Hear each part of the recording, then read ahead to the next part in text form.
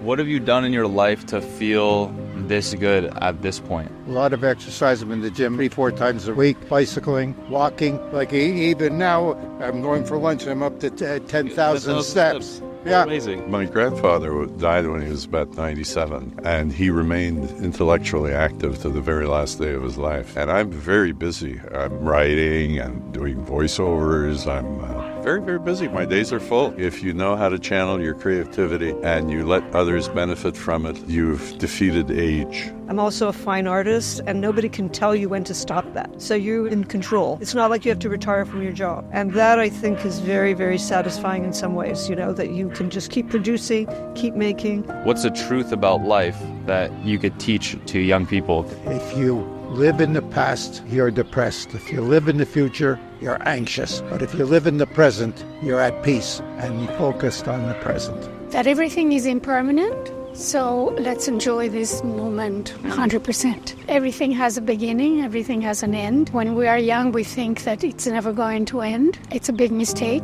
Enjoy the moment. Exactly. And also not to be so full of yourself and so proud in the sense of empty pride, what you can do with your body or what your achievements. As you get older, you see that many of those things get weaker, like your body is not as strong, so you cannot do as much. But when you are young, sometimes you look at old people and you say, why don't they move faster, Why don't they understand, Right. I guess when you are confronted with somebody like that, and then you feel your impatience growing, so that's the moment to practice deep breathing and mindfulness. That's the way to combat stress. If you could go back in time knowing what you know today and give one piece of advice to your younger self, what would you say? I say to myself, my husband would come alive again. I'd never argue with him again. I would want to encourage that guy to be more able and courageous to act on his gut feeling. That's something that I only discovered 20, 30, 40 years into my life. What is this gut feeling that people talk about? It was as if it was a sound that was beyond my ability to hear. I was brought up in an environment and a mindset where you did what you were told, you obeyed. That resulted me in getting into a relationship that I went too far in it because I don't want to disappoint her, don't want to say no. And,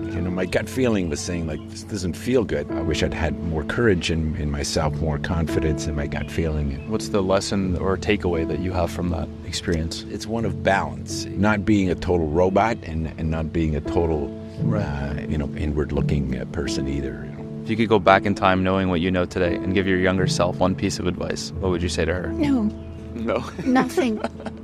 Everything was perfect the way it was because it took me to this moment. Looking back, what do you wish young people knew earlier in life? I think you know exactly what you should be knowing when you're at this point in your life. You can't say what you should have known and been better at. You can only do what you can do. You'll make yourself miserable thinking that you're not keeping up to what you should be. What's one thing that when you were younger you put a lot of importance on, and as you got older you realized wasn't actually that important? You want the truth? Chasing girls.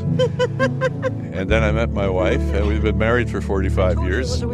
I saw the futility of that. It's a lot nicer to be in a very loving couple than to be chasing women all the time. Don't be afraid to fall in love. Yeah, no, it's true. Some people are. Some people are very they're afraid of becoming dependent or getting hurt or whatever, but you shouldn't. You got to risk it.